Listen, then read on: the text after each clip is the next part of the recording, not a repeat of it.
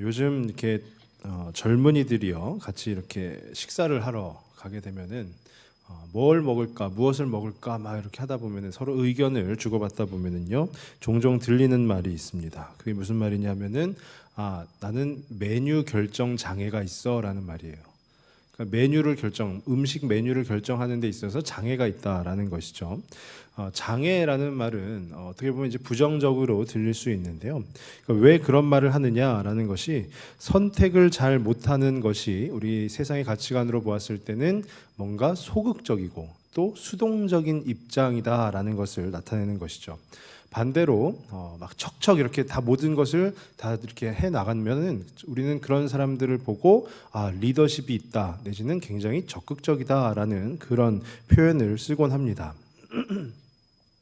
또 우리 성도님들께서 많이 들어보셨을 겁니다. 인생은 B와 D 사이의 C다라는 말이 있어요. 그러니까 영어 알파벳 B와 D 사이의 C다. 이게 프랑스의 실존주의 철학자인 그 사르트르라는 사람이 한 말인데요. 인생은 벌스와 태어나는 것과 데스, 죽는 것 그 사이에 있는 초이스, 선택이다라는 말이에요. 그러니까 우리가 살아가면서 여러 가지 선택의 기로에 놓이는데 그 선택을 착착착 해 나가면 멋진 사람이 될 수 있다라는 말이죠. 그러니까 선택을 잘하는 사람 또 능동적인 사람을 우리는 어떻게 보면 세상적인 가치관으로 놓고 보면 멋진 사람이다, 훌륭한 사람이다라고 판단을 하곤 합니다. 이 능동적이라는 말이요, 우리가 어학적으로 보면은 능동태라고 합니다. 아마 들어보셨을 거예요. 능동태, 또 그 반대가 되는 것은 수동태죠. 근데 능동태가 이렇게 능동적으로 뭔가를 자꾸 이끌어 나가는 것을 능동태라고 하는데요. 제가 성경을 계속해서 읽다 보면은 깜짝깜짝 놀랄 때가 있습니다. 왜 그러냐 하면은 성경 안에 그럼 능동태가 막 많이 들어있어야 되는 것 아닙니까? 어떤 인물이 능동적으로 하나님의 행하시는 일들을 막 하였더라 이렇게 나와야 되는데 성경을 가만히 이렇게 들여다보면은요 성경 안에는 능동태보다는 수동태가 훨씬 더 많이 들어 있습니다. 수동태가 더 많이 들어 있다라는 것은 그 사람이 무언가 한 것이 아니라 결과적으로 하나님께서 역사하시고 하나님께서 인도하시는 것이 성경에 기록되었다라는 것입니다. 그래서 저는 오늘 이 세상의 가치관으로 따지면 조금 소극적이다 할 수 있는 또 어떻게 보면은 수동적이라 할 수 있는 그 수동의 의미를 오늘은 제가 하나님이 인도하시는 그 수동적 의미에 대해서 한번 오늘 말씀을 통해서 한번 다루어 보기를 원합니다. 먼저 오늘 본문은 갈라디아서 5장입니다. 우리가 그 두 번에 지난 2주에 걸쳐서 갈라디아서 5장 1절에서 12절 말씀을 나누었습니다. 자유와 타협이라는 두 가지의 키워드를 통해서 우리가 자유는 가까이 해야 되고 타협은 멀리 해야 된다라고 말씀을 드렸습니다. 근데 오늘 본문의 시작 13절 말씀을 우리가 같이 한번 읽겠습니다. 형제들아 너희가 자유를 위하여 부르심을 입었으나 그러나 그 자유로 육체의 기회를 삼지 말고 오직 사랑으로 서로 종노릇하라. 아멘. 이 자유를 위하여 부르심을 입었으나 이 말이 뭐냐면요 너희가 자유를 받았다라는 것이에요. 그러니까 너희에게 자유가 주어졌다라는 것이죠. 그러니까 어떻게 보면 자유를 받았는데 그 받은 자유를 어떻게 할 것이냐라는 것이에요. 그러니까 한마디로 얘기하면 자유 사용법이 될 수가 있는 것이죠. 근데 그 말씀 가운데 두 가지가 나옵니다. 먼저 첫 번째는 육체의 기회를 삼는 것이고요. 두 번째는 사랑으로 서로 종노릇하는 것입니다.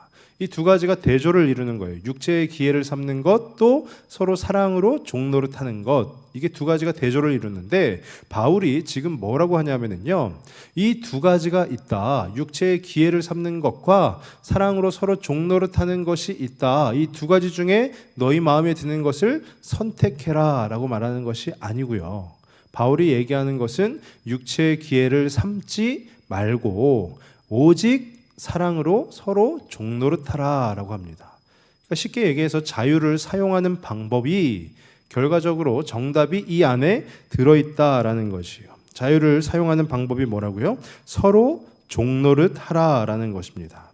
그래서 그 뒤로 17절부터 26절까지는요 또 계속해서 대조가 나옵니다. 우리가 그 육체의 기회를 삼을 때 그 육체를 따를 때 어떠한 일들이 일어나는가, 또 그 성령의 열매, 자유를 여기서는 이제 서로 사랑으로 종노릇하는 것을 성령이라고 표현을 했는데, 그 성령을 따를 때 성령의 열매가 어떠한 것이 있고 우리가 어떻게 우리의 삶이 바뀌어 가는가에 대해서 기록을 해놨습니다. 그래서 그 육체를 따를 때 보시면 19절에서 21절까지 그 육체의 일은 이런 것이다 하면서 나옵니다. 음행과 더러운 것과 호색 등등등이다 라고 나오고요. 우리가 성령의 열매 22절부터 26절까지 보시면 9가지 성령의 열매가 나오는데요. 사랑, 희락, 화평 등등등이다 라는 것이에요. 저는 오늘 이 본문 가운데서 성령의 열매는 다다음 주에 이렇게 같이 또 나누도록 하겠습니다. 그래서 그 전까지만 오늘 함께 다루게 되는데요. 그러면 서로 종노릇하는 것이 무엇이냐라는 것이죠.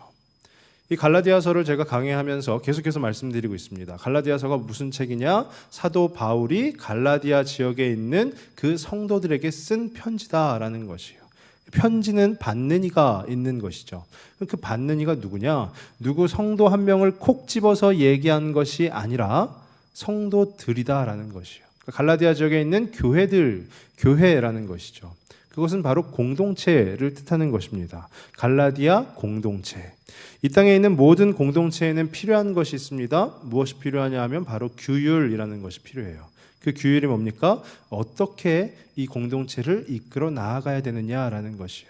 그래서 그 규율을 갈라디아서 앞부분에서는 사도 바울이 뭐라고 했냐면 믿음과 율법을 대조시킴으로써 율법으로 행할 것이 아니라 믿음으로 행해야 된다라는 것을 강조하고 있고요. 또 오늘 이 본문에서는 육체와 성령을 대조시킴으로써 우리가 육체를 따를 것이 아니라 성령을 따라 행해야 된다라고 강조하고 있는 것입니다.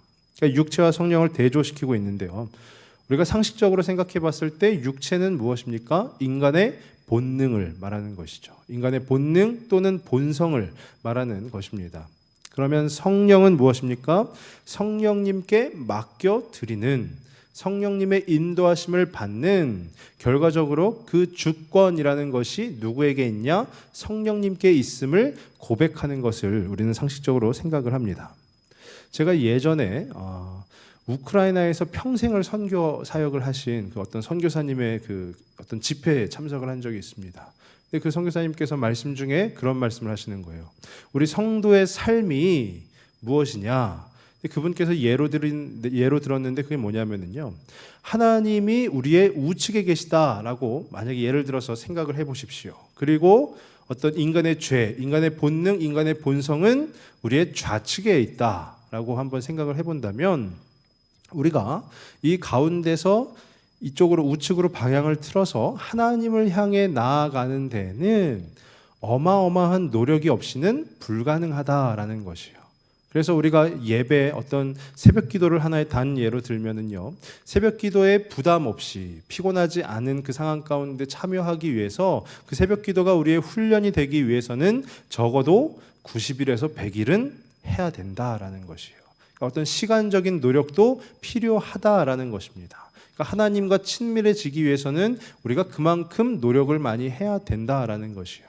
근데 그 선교사님께서 하시는 말씀이 반대로 이 좌측에 있는 인간의 본능과 본성으로 우리가 턴을 해서 되돌아가는 데는 불과 3초도 걸리지 않는다라는 것입니다. 그만큼 인간의 본능과 본성이 어쩌면 성령과 그 육체가 비교조차 될 수 없는 것이죠. 우리가 성령을 따라 행해야 된다라는 그 말은 어쩌면 우리에게 큰 부담을 주는 말이 될 수도 있습니다. 우리가 행해야 되지 못한, 우리가 하면 안 되는 것들 19절에서 21절까지 잔뜩 기록이 되어져 있습니다. 반대로 우리가 육체의 일을 따라서 생활을 한다라고 하면은요, 우리는 누가 시키지 않아도, 누가 권면하지 않아도 그냥 한 3초만 내 마음을 풀어놓으면 우리는 그 육체를 향해서 그 본능대로 살게 되는 것이 바로 우리들이라는 것이에요. 그러니까 왜 그러냐 하면은요. 먼저 13절에서 우리가 다시 한번 보시면은요. 그 13절 중간 부분입니다. 그러나 그 자유로 육체의 기회를 삼지 말고 오직 사랑으로 서로 종노릇하라라는 것이에요.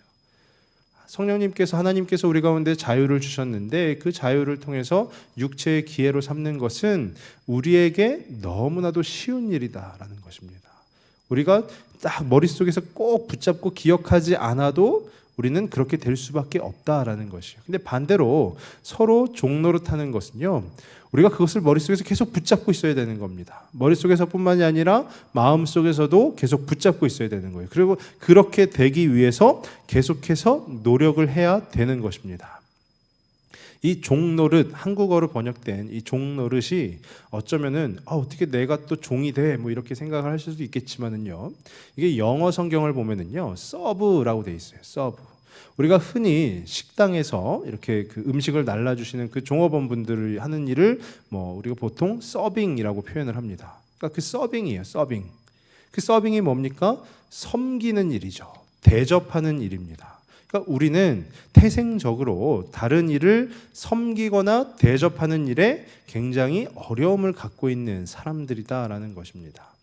제가 예전에 그 청년 사역을 했을 때요, 청년들 한 20명을 데리고 캄보디아로 이렇게 단기 선교를 간 적이 있습니다. 근데 그 단기 선교를 막 기획하고 준비하면서 교회 안에서 약간의 어떤 분란이 있었어요. 어떤 분란이냐면 교회 이제 장년 성도분들이, 어르신들이 그런 말씀을 하시는 거예요.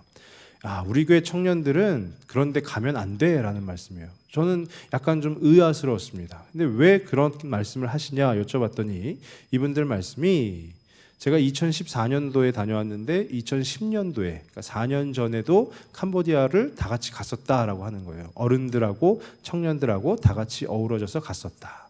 근데 이 청년들이 이렇게 선교 여행 중에 그 식당 이런 데를 딱 들어가면은요, 청년들 날씨가 덥지 않습니까? 그러니까 청년들은 그냥 가만히 앉아 있는 거예요. 그러면 이제 교회 권사님들, 집사님들이 막 다 청년들한테 막 물도 갖다 주고 막 음식도 갖다 주고 막 이렇게 되는 겁니다. 그러니까 이 권사님, 집사님들이 좀 마음 가운데 어떤 이 분함이 계시지 않겠습니까? 야, 저것들이 흔히 얘기하는, 우리가 얘기하는 머리에 뭐도 안 마른 것들이 어떻게 이 더운 날씨에 우리가 이렇게 섬기고 있는데 쟤네들은 놀고 있어라는 것이요. 그러니까 그 분들이 하시는 말씀이 청년들이 너무 섬길 줄 모른다라는 것이었어요. 그래서 제가 캄보디아 단기 선교를 계획하면서 청년들하고 무조건 섬겼습니다. 교회 어르신들을. 지금 저희 식당, 저희 그 교회 주방에서도 남성 성도분들이 주방 봉사하시잖아요. 제가 그 청년들 데리고 제가 직접 막 주일에 고무장갑 끼고 그러면서 막 했어요. 제가 왜 했냐면은, 야, 니들 좀 설거지 좀 해. 그러면은 얘네들이 안 해요. 제가 앞장서서 하지 않으면 청년들이 안 하는 거예요. 그러면서 그때 제가 느꼈어요. 누군가를 섬기는 일이 참 힘든 일이구나라는 것을 느꼈어요. 왜냐하면 그 청년들을 섬기게 하기 위해서 제가 먼저 그 청년들을 섬기지 않으면 안 되는 일이 됐기 때문에 그렇습니다. 그러니까 이 서로 사랑으로 종노릇하라라는 것이, 서로 섬겨라라는 것이 어쩌면 우리 가운데 굉장한 열심을 내지 않으면 불가능한 일입니다. 근데 그 서로 종노릇하라라는 말씀의 근거가 어디에서 나오냐면요, 오늘 말씀 14절 말씀 한번 같이 읽어보시겠습니다. 14절 말씀입니다. 온 율법은 이웃 사랑하기를 내 자신같이 하라 하신 말씀에서 이루어졌나니. 아멘. 레위기 19장 18절 말씀을 인용한 것입니다. 그러니까 이 율법이 뭡니까? 갈라디아서에서 표현되는 율법이라는 것은 정죄하기 위하여 만든 법을 뜻하는 것이요, 사람을 정죄하기 위해서, 사람을 잘되게 하기 위해서 만든 법이 아니라 사람을 정죄하기 위해서 만든 법이 바로 율법이다라고 표현을 했습니다. 그러니까 그것은 무슨 말이냐면요, 지켜 행하기 굉장히 힘든 법이다라는 것이요. 사람이 어떻게 하면 이 율법을 어길 수 있게 할까라는 것은 이 율법이 굉장히 지켜 행하기 힘들다라는 것을 말하는 것입니다. 그런데 지금 사도 바울이 말하는 것은요, 다름 아닌 서로 섬겨야 된다. 그 지켜 행하기 어려운 일을 행해야 된다라는 것이에요. 아까 제가 그 선교사님의 말씀을 잠깐 드렸는데, 그 선교사님이 하신 말씀 있죠. 우측에 하나님이 계셔서 우측으로 딱 돌아서서 하나님께 나아가는 데는 정말 엄청난 헌신과 열심이 필요하다라는 것이죠. 꽤 어려운 일이다라는 것입니다. 근데 사도 바울은 지금 자유라는, 어떻게 보면은 이제 내 마음대로 할 수 있겠구나라고 생각하는 그 자유를 성령님께서 우리 가운데 주셨는데, 그 자유를 어떻게 사용해야 되느냐? 오히려 우리가 힘들고 어려운, 그렇게 생각하는 그 일을 해야 된다라는 것이에요. 근데 사도 바울은 너희가 그렇게 힘들고 어렵지만 그 서로 섬기는 일을 해야 된다라고 끝맺음을 하는 것이 아니고요, 또 할 수 있도록 말을 계속해서 이어가고 있습니다. 그래서 바울이 이 성도들에게 던지는 말이 뭐냐면요, 오늘 16절 말씀 같이 한번 읽어보시겠습니다. 16절입니다. 내가 이르노니 너희는 성령을 따라 행하라. 그리하면 육체의 욕심을 이루지 아니하리라. 아멘. 너희는 성령을 따라 행하라 라는 것이에요. 그럼 그리하면 어떻게 된다고요? 육체의 욕심을 이루지 아니하리라. 우리가 서로 사랑으로 종노릇할 수 있는 방법을 지금 바울이 알려주고 있는 것이에요. 그게 뭐냐? 너희는 성령을 따라 행하라 라는 것이에요.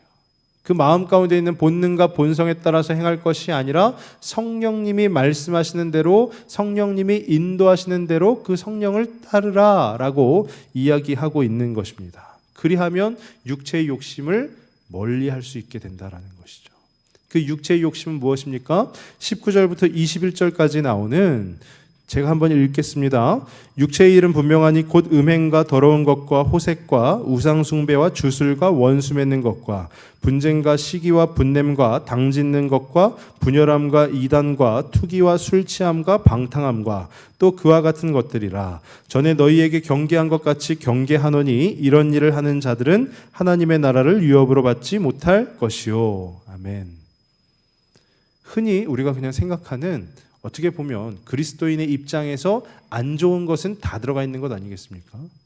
육체의 욕심을 이루지 아니하리라. 어떻게 해요? 성령을 따라 행하면. 그러니까 육체의 욕심을 이루지 않기 위해 우리에게 필요한 것이 바로 그 성령을 따라 행하는 것이다 라는 것입니다. 그 성령을 따라 행하는 것이 결국에는 사랑으로 서로 종노릇하는 것이다 라는 것이죠. 내가 옆에 있는 그 한 사람을 섬기기 위해 필요한 것이 바로 성령의 도우심이다라는 것이에요. 내 힘으로는 할 수 없지만 성령님께서 도와주시면 우리가 할 수 있는 것, 그게 바로 서로 종노릇하는 것이다라는 것입니다. 그런데요, 이 말씀의 골자가, 오늘 이 갈라디아서 5장 말씀의 골자가 그냥 바로 이것입니다. 육체의 욕심을 따르지 말고 성령을 따라 행함으로써 성령의 열매를 맺어라 라는 것이 한 문장으로 표현하는 이 말씀의 골자입니다. 근데 제가 이 말씀을 준비하면서 말씀을 묵상하다 보니까, 그러면 우리가 선택을 할 수 있는 것 아닌가라는 그런 생각이 들었어요. 어떤 선택이죠? 육체의 기회를 삼는 것과 성령의 열매를 따르는, 성령을 따라 행하는 그 삶을 선택을 할 수 있는 것이 아닌가라는 그런 생각이 들었어요. 근데 그 생각을 했지만 18절 말씀입니다. 오늘 18절 말씀 또 같이 한번 읽겠습니다. 너희가 만일 성령의 인도하시는 바가 되면 율법 아래에 있지 아니하리라. 성령을 따라 행하는 것인데요, 내가 따라가는 것이 아니라 성령님께서 나를 인도하시는 것이다 라는 것이에요. 이것은 어떻게 보면은 내가 선택을 할 수 없다라는 것이에요. 내가 성령을 따르는 것이다 라고 한다면 내가 선택을 할 수가 있는 것이죠. 오늘은 좀 내 컨디션이 좋으니까 성령을 따라 행하겠다. 아니면 내일은 내가 좀 몸이 아프니까 오늘은 좀 잠깐 좀 쉬고 그냥 그 육체의 열심을 다해야 되겠다 라고 할 수 있겠죠. 근데 그렇지 않다라는 것입니다. 왜냐하면 성령님께서 우리를 인도하시는 분이시기 때문에요. 인도하시는 것이 뭐죠?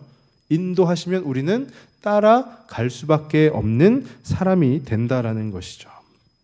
그 목자와 양을 생각하면 편하실 거예요. 우리 복음서에도 그 목자와 양이 계속해서 비유가 나오죠. 그 양이 그 목자의 음성을 아는 거로 목자가 소리치면 양들이 다 따라 나갑니다. 그리고 그 양들은요, 오직 바닥만 보고 그 목자의 뒷걸음만 졸졸졸졸 따라가는 것이에요. 근데 그러다 목자의 그 인도함을 벗어나서 다른 길로 가면 어떻게 됩니까? 구덩이에 빠지는 것이죠. 그러니까 우리는 이미 태생이, 우리 그리스도인들은 성령님의 인도하심을 그냥 따라갈 수밖에 없는, 거기에 내가 내가 오늘은 이 우측 길로 가는 것이 더 좋을 것 같은데 아니면 이 좌측으로 가는 것이 더 좋을 것 같은데 라는 그 선택을 할 수 없다라는 것입니다. 우리는 그 선택을 할 수 없는데 그럼 우리는 무엇을 할 수 있느냐? 바로 순종을 할 수 있다라는 것이에요. 성령님이 인도해 가십니다. 그 뒤를 졸졸졸 따라갑니다. 그것을 우리는 순종이라고 표현을 하는 것이에요. 근데 우리 성도들은요, 이 예수님을 믿는다 하는 사람들은 어떻게 보면 오해를 가지고 있습니다. 그게 무슨 오해냐 하면은요, 나에게 어떤 자유의지가 있다라는 오해예요. 내가 어떻게 해서든지 내 마음대로 한번 뭘 해볼 수 있다라고 생각하는 그 부분입니다. 그러니까 선택이 가능하다라고 생각을 하는 것이죠. 어떻게 보면은요, 세상의 가치관으로 보았을 때 막 선택을 착착착착 하고 능동적으로 막 나아가면 우리는 아까 제가 앞서 말씀드린 대로 저 사람 참 리더십 있다, 내지는 저 사람 굉장히 능동적이다, 적극적이다라고 표현을 합니다. 근데 선택을 하지 않고 가만히 있는 사람들에게는 우리 뭐라고 표현할까요? 수동적이다, 그리고 굉장히 소극적이다라고 표현을 하죠. 단 예로요, 우리가 기도에 응답을 받는다라고 하는데요, 우리가 막 기도에 어떤 기도 제목이 있을 때 하나님 앞에 나와서 기도하는 것 물론 굉장히 중요한 일입니다. 굉장히 또 그렇게만 해야 되는 일이고요. 그런데 우리가 그 하나님 앞에 나와서 막 적극적으로 막 주여 하면서 부르짖는 사람을 우리가 옆에서 본다라고 하면 무슨 생각이 들까요? 진짜 적극적으로 기도하는구나, 진짜 저렇게 열심히 기도하는데 하나님께서 저 사람의 길을 인도해 주시겠지. 물론 잘못된 것은 아닙니다. 그런데 반대로 우리가 또 우리가 흔히 알고 있지 않습니까? 저 사람이 지금 기도 제목이 있는데 그 기도 제목을 가지고 기도하는 모습을 안 보게 되면, 못 보게 되면 우리는 저 기도가 필요한 사람이 왜 기도하지 않고 있지? 왜 가만히 있지? 라고 생각을 하게 되는 것이에요. 근데 그 내막은 우리 중에 아무도 모르는 것 아니겠습니까? 하나님께 간구하고 그 하나님의 음성을 기다리는 중이 될 수도 있는 것이고요. 그것은 우리가 무어라 판단할 수 없는 것입니다. 제가 지금 이제 조금 어려운 말씀을 드리려고 하는데요. 어려운 이야기를 좀 드리려고 하는데요. 저희 그 신학에서는 학문적으로 무슨 주의, 이거를 이제 무슨 니즘 이렇게 표현을 합니다. 근데 그 주의라고 하는 것 중에 제가 두 가지에 대해서 한번 잠깐 말씀을 드릴 건데요. 그게 뭐냐면 하나는 칼빈주의라는 것이고요. 또 하나는 알미니안주의라는 것이에요. 물론 들어보신 분도 계실 것이고요. 아니면 오늘 처음 듣는 분도 계실 것입니다. 이 칼빈주의는 뭐냐면 프랑스의 신학자 존 칼빈이 만든 것이 바로 이 칼빈주의라는 것이고요. 알미니안주의는 네덜란드의 신학자 야코비스 아르미누스라는 사람이 만든 것이에요. 이름만 들어도 되게 어렵다 이런 생각 드시지 않습니까? 이름만 들어도 이거 무슨 얘기야 라는 생각이 드실 텐데요. 그 칼빈주의와 알미니안주의의 차이점이 5가지가 있습니다. 그 5가지가 뭐냐면요, 먼저는 인간의 죄라는 것에 대해서, 인간의 어떤 타락한 부분에 대해서 칼빈주의는 전적 타락을 주장합니다. 모든 것이 다 타락했다라는 것이에요. 모든 것이 다 죄라는 것이에요. 근데 알미니안주의는 반대로 뭘 이야기하냐면요, 인간은 부분적으로 타락했다라는 것입니다. 그러니까 한마디로 얘기하면 부분적으로 타락했기 때문에 선한 영역이 있어서 하나님 앞에 자기가 자발적으로 나아갈 수 있다라는 것을 주장하는 것이에요. 그러면 선택이라는 것은 하나님이 우리를 택하실 때 그 선택에 있어서는요, 칼빈은 무조건적인 선택을 주장합니다. 조건이 없다라는 것이에요. 근데 알미니안주의는 조건적 선택을 주장하는 겁니다. 이게 뭐냐? 한마디로 얘기하면 내가 내 마음에 드는 놈 살려준다라는 것이에요. 그럼 세 번째로 이 속죄라는 것이 구원이죠. 예수님께서 우리를 살려주시는 것, 그 속죄에 대해서 칼빈은 제한적 속죄를 주장합니다. 제한. 예수님이, 하나님이 선택한 자들만 속죄하여 주신다라는 것이에요. 근데 반대로 알미니안주의는 무제한적 속죄를 주장해요. 이게 뭐냐? 예수 그리스도는 모든 이들을 속죄하여 주시기 때문에 반대로 사람이 그 예수 그리스도를 믿겠다 선택하지 아니하면 그 예수 그리스도 십자가의 공로가 무효화된다라는 것을 말하는 것입니다.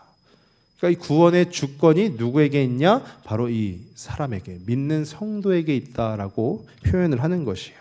그럼 네 번째로 은혜가 있는데요. 칼빈주의에서는 거부할 수 없는 은혜라고 합니다. 불가항력적인 은혜다라고 표현을 하는데, 거부할 수 없는 은혜. 내가 내 마음대로 하나님께서 나에게 주시는 은혜를 어떻게 변형시킬 수가 없다라는 것이에요. 근데 반대로 알미니안주의에서는 뭐라고 하느냐? 거부할 수 있는 은혜라는 것이에요. 개인이 하나님의 은혜를 거부가 하는 것이 가능하다라는 것입니다. 이것은 구원의 선택권이 사람에게 있다라는 것을 뜻하는 것입니다. 그럼 마지막으로 이 구원의 문제, 성화의 문제에서는요, 칼빈은 성도의 견인이라는 것을 주장해요. 이게 뭐냐? 하나님께서 구원하시기로 작정하셨어요. 근데 이 사람이 살아가는 모습을 보아하니 참 마음에 안 들어요. 거룩하지도 못하고 육체의 욕심을 따라가요. 그래도 하나님이 참으심으로써, 그 인내하심으로써 이 사람을 끝까지 데리고 가신다라는 겁니다. 근데 알미니안주의에서는 조건적 구원이에요. 그러니까 한마디로 얘기해서 내가 하나님을 다시 버릴 수 있다라는 겁니다. 멀리할 수 있다. 이렇게 좀 어려운 말이었지만 이렇게 얘기를 들으시면, 이 이야기들을 들으시면 아마 우리 성도님들께서는 속으로 생각하실 거예요. 아니 뭐 그런 말도 안 되는 경우가 있어. 어떻게 구원이라는 것을 이 인간이 좌지우지할 수 있어? 라고 생각을 하시겠지만, 이 알미니안주의가 지금 오늘날 우리 가운데에도 스물스물 이렇게 많이 들어와 있다라는 것입니다. 그게 어떻게 들어왔냐면요, 먼저 아까 죄 해결하는 부분, 우리가 전적으로 타락한 죄인이다라는 것과 부분적으로 타락했다라는 것을 제가 한번 예로 들어드리겠습니다. 제가 예전에 있었던 일인데요, 제가 청년 시절에 저도 죄인이죠. 죄를 많이 지었습니다. 근데 제 안에 어떤 마음이 들었냐면, 죄를 지었지만 이번 주 금요철에 가서 기도하면 돼, 회개하면 돼라는 것이에요. 그러니까 언제든지 내가 하나님 앞에 나아가면 내 죄를 용서받을 수 있어라는 그 생각을 하는 겁니다. 근데 그것은 저뿐만이 아니라 어쩌면 우리 성도님들께도 존재할 줄로 믿습니다. 그냥 내가 죄를 지었지만 언제든지 하나님 앞에 나아가서, 근데 우리가 매주 예배 시간을 정해놓고 막 예배를 드리지만은요, 그 궁극적으로는 하나님께서 원하실 때 우리가 예배하는 것이 맞는 것입니다. 내가 원해서 예배를 드리는 것이 아니라 하나님이 필요로 하실 때 우리가 그 주님 앞에 나아가는 것이 맞는 것이에요. 그게 나는 전적으로 죄인이고 하나님만이 나를 살려주실 수 있다라는 것을 방증하는 것이거든요. 그럼 두 번째로 아까 그 선택이라는 것에 대해서 한번 말씀을 드리면은, 하나님의 마음과 생각이 어찌하든지 상관없이 그냥 나는 하나님 보시기에 예쁘게, 하나님 보시기에 흡족하게 살면 된다라는 것을 말하는 것이에요. 하나님의 뜻과는 상관없이 그 하나님 보시기에 예쁘게, 또는 하나님 보시기에 괜찮게, 그 기준 또한 자기가 정하는 것이죠. 내가 이렇게 헌금 많이 하고 내가 이렇게 모든 예배에 다 빠짐없이 참석하고 하면 하나님이 나를 예뻐하시겠지라고 하는 겁니다. 근데 결과적으로는 하나님께서 사람을 그렇게 판단하시는 분은 아니라는 것이죠. 무조건적으로 하나님이 선택하신다라는 것이에요. 그럼 그 속죄의 부분, 예수 그리스도가 십자가에서 피 흘리심으로 인하여 그 속죄하신 그 부분은 뭐냐면요, 제가 지지난주에 그 타협에 대해서 말씀드리면서 제 개인적으로 제가 회사 생활을 할 때에 그 11조에 대한 어떤 그 갈등의 딜레마에 대해서 잠깐 언급을 드렸습니다. 이 보너스를 받았는데 보너스는 그냥 보너스 아닌가? 이 보너스에서도 11조를 해야 되는가? 막 이런 생각을 했어요. 근데 그 속죄가 바로 그와 마찬가지다라는 것입니다. 내가 이렇게 저렇게 할 수 있다라고 판단하는 것이에요. 그 의로움을 내가 그 기준을 정하는 것이에요. 그냥 보너스는 보너스니까 보너스의 11조는 하지 않아도 나는 죄를 범하는 것이 아니야 라고 하면서 자기 자신을 그냥 스스로 의롭게 여기는 겁니다.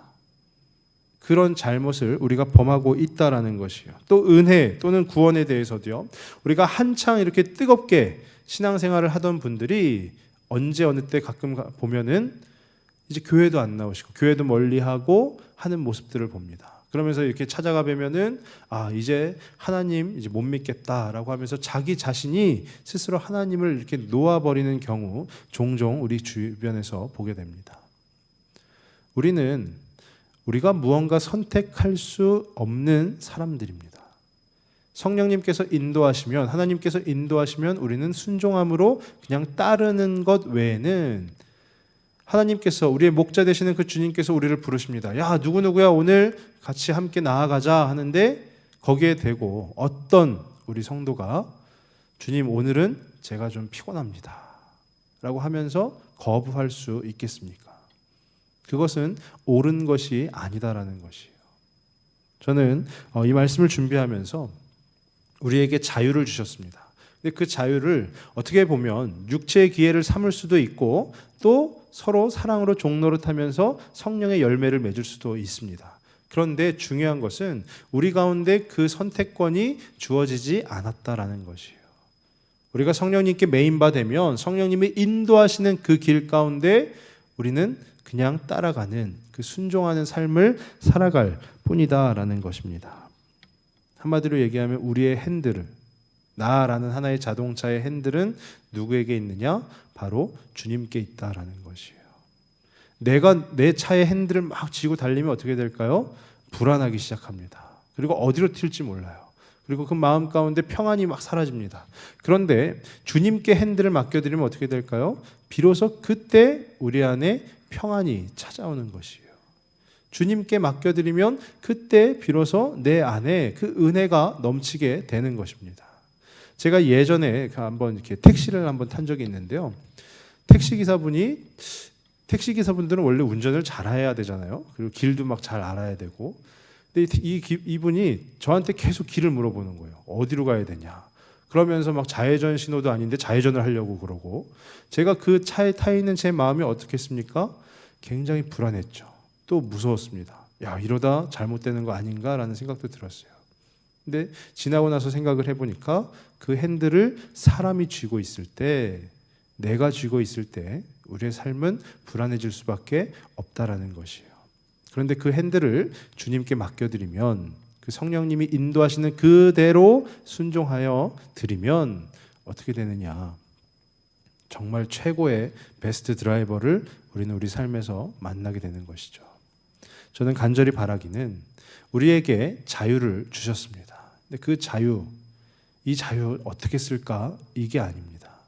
그냥 성령이 인도하시는 대로 나를, 또 우리의 삶을, 또 우리의 가정을, 또 우리의 자녀들을 맡겨드리는 것이에요. 그러면 우리 안에 하나님께서 역사하실 것입니다. 그 자유를 자유답게 사용한 자들에게 주님께서 특별한 은혜를 더하여 주실 것입니다. 그래서 저는 간절히 바라기는 오늘 이 예배에 참석하신 모든 우리 성도님들의 그 삶이, 또 그 가정이, 또 그 일터가, 또 그 자녀들이 정말로 하나님 안에서 성령의 인도하심에 순종하며 나아가실 수 있기를 주님의 이름으로 축원합니다. 기도하겠습니다.